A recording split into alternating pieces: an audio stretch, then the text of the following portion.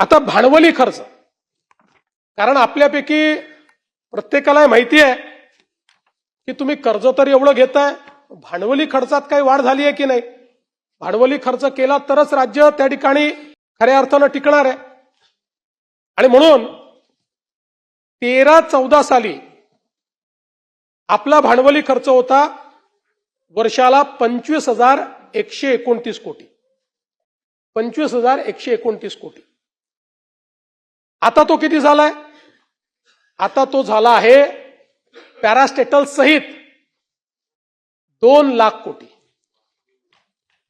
आणि अगदी प्युअरली पॅरास्टेटलचा आपण का पकडतो की ज्यांना आपण कर्जाची हमी दिली आहे आणि त्यांचं कर्ज करता आपण अकाउंट फॉर करतो आणि त्याचे पैसे देखील आपण आरबीआयला भरतो, त्यामुळे आपल्या कर्जात ते दिसतात.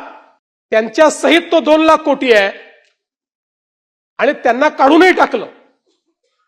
म्हणजे उदाहरणादाखल MSRDC किंवा अजून असे आपले जे पॅरास्टेटल्स आहेत ते काढून टाकले तरीही आपला खर्च 1,17,376 कोटी रुपये, म्हणजे 25,000 कोटीवरनं आम्ही 2 लाख कोटीवर पोहोचलोय 10 वर्षांमध्ये कॅपिटल एक्सपेंडिचरमध्ये.